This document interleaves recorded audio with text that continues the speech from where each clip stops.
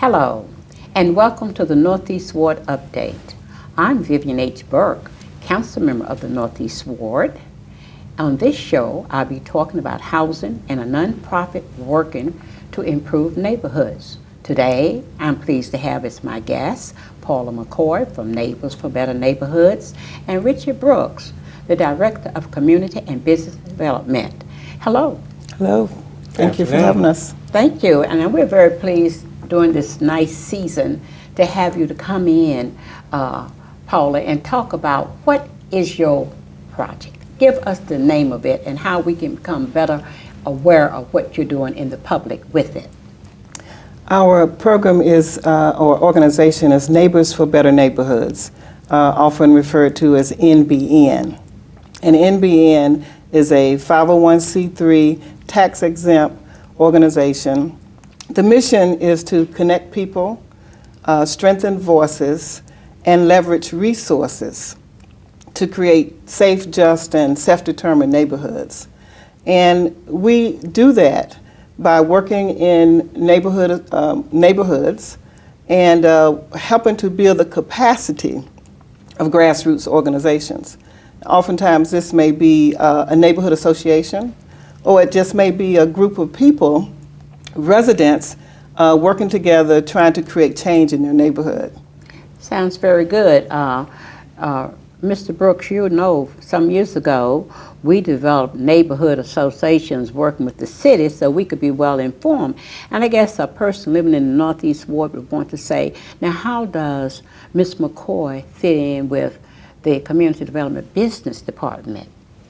There are several ways that the organizations have worked closely together over the years, particularly with neighborhood associations, because in the Community Development Block Grant Program, the whole purpose of that program is to improve neighborhoods, to help the physical development of the neighborhoods, as well as to work with the residents to help improve their quality of life.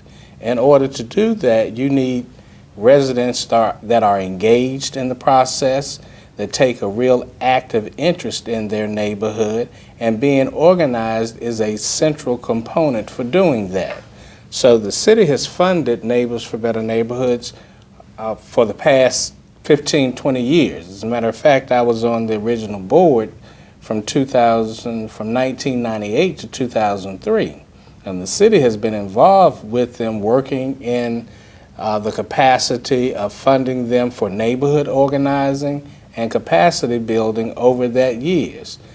I did look at some information, and for the past 10 to 15 year period, we have provided approximately $700,000 to the organization to present workshops, to assist neighbors with training opportunities, and to get them to a point where they feel like they are an active part of the process. Because we know that we can't go in a neighborhood and do anything by ourselves. As the elected official, you have your charge to go out and work with neighbors and encourage them to get involved. I believe our role is to provide the tools necessary and to give them the assistance they need to do those types of things. And Neighbors for Better Neighborhoods have been a vehicle to help us do that for many years. Very good. As you know, this city has been very progressive at the grassroots to make sure that we partner with people, and we understand we cannot do it all alone. And when we talk about this particular project that we're about to enter into, I was very happy and excited when you had two of your staff people when we met a few weeks ago to talk about what they want to do directly in the Northeast Ward and how this is going to be a connection with the residents, with your agency and the city. So maybe you may want to share with us, Ms. McCoy, a little bit about that. Yes, we will be working in the Northeast Ward with about 12 neighborhoods. And one of the unique things about NBN is that we don't just go into a neighborhood and begin our work. We are generally invited into the neighborhood by the residents that live in those neighborhoods. We believe in looking at the assets of the neighborhood. So we do what we call asset-based community development, or ABCD.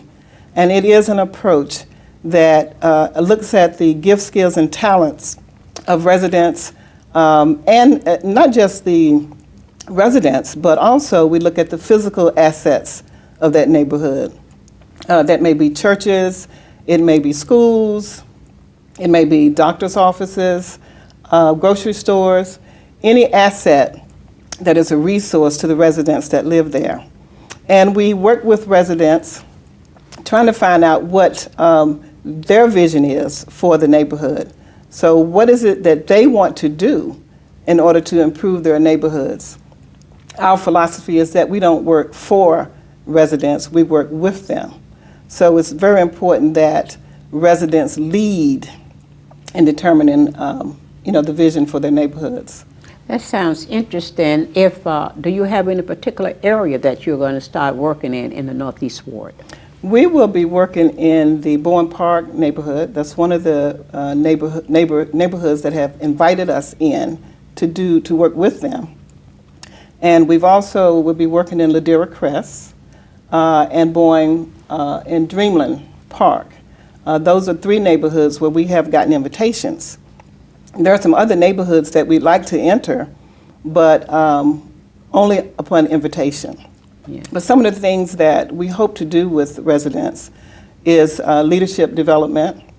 So we have a program that we call Neighbors in Action.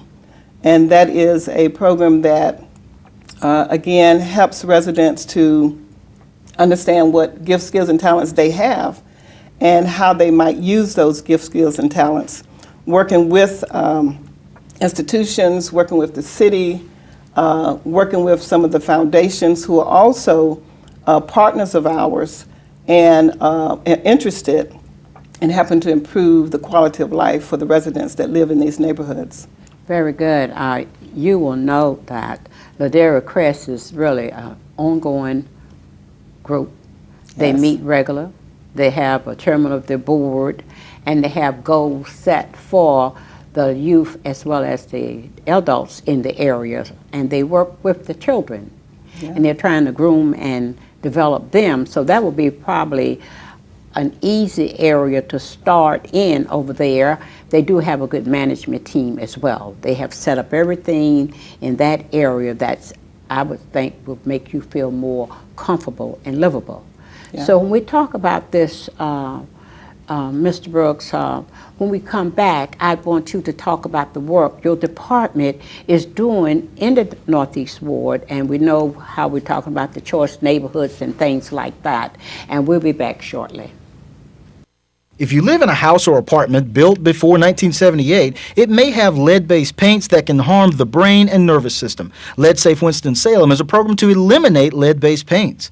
We can test your home for lead-based paint and assist with removal. LeadSafe is for both renters and owners. Learn more by calling CityLink at 727-8000 or visit leadsafe.cityofws.org. LeadSafe Winston-Salem, investing in our future, one child and house at a time.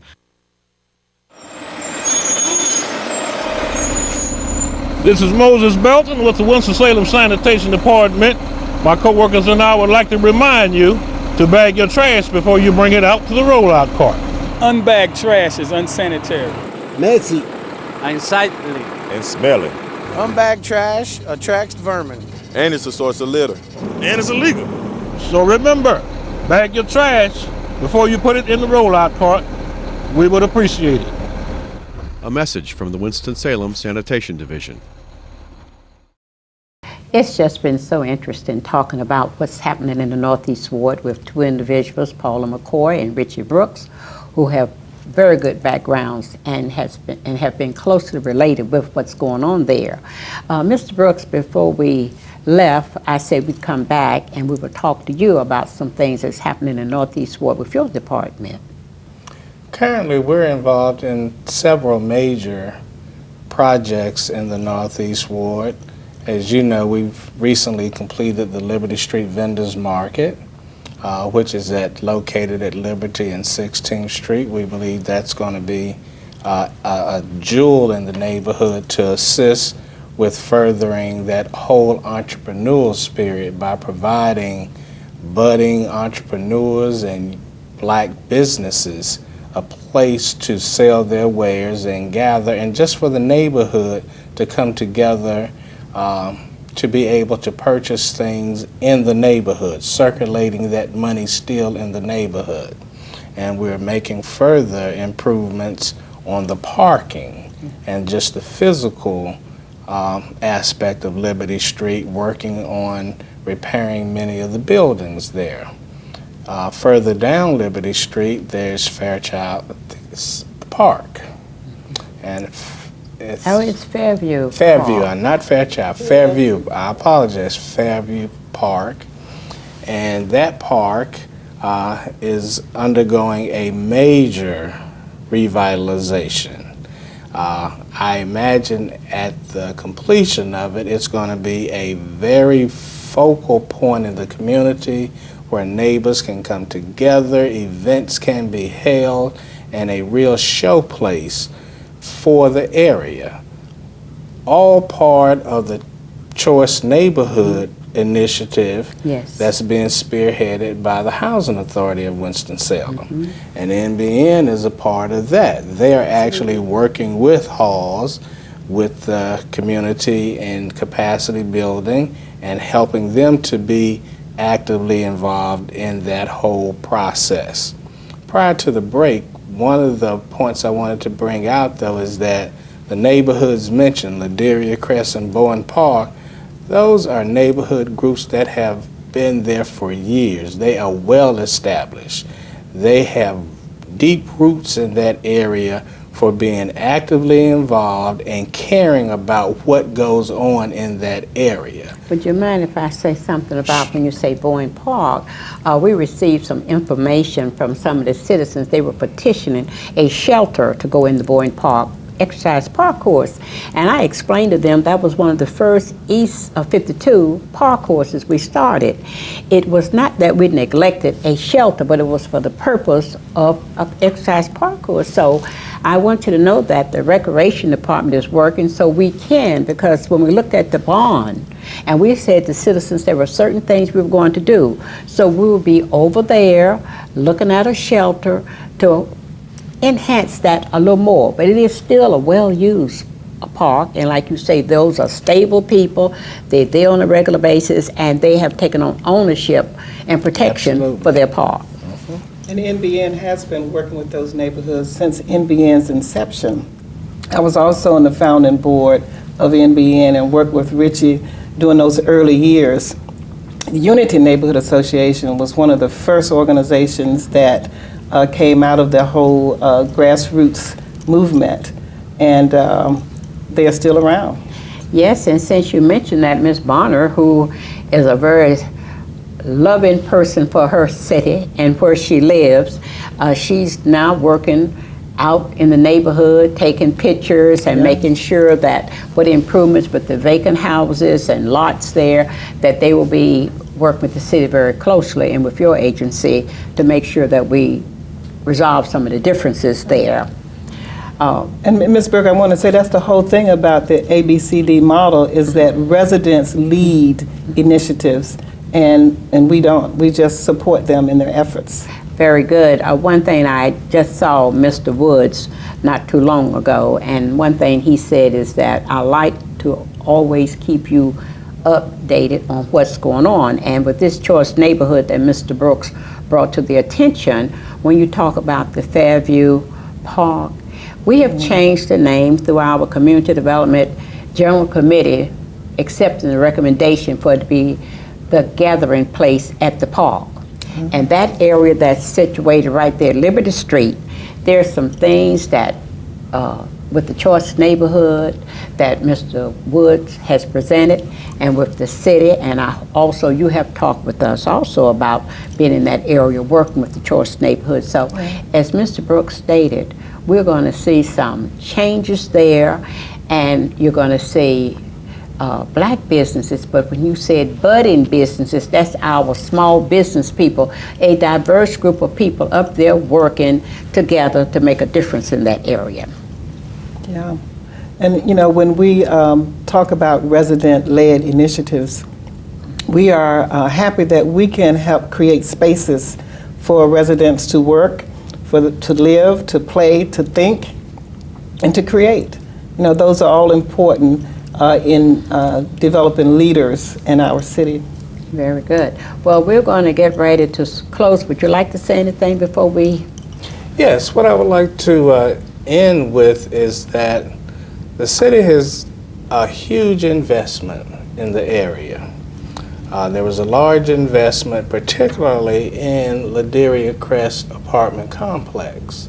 And I often tell folks, if you want to see an example of an area where an investment was made 15, 16 years ago, where you've had interest from the neighborhood, you've had an organization, Liberty East Redevelopment, that you helped start there, being involved, and because of that involvement, that particular complex is still here today, where some that we invested are no longer there because they were not properly maintained. Very good. But because of your efforts and putting together a group like Liberty East Redevelopment who had the wherewithal to reach out to the community and embrace them and bring them in, you have a well-maintained apartment complex that some thought would be a failure.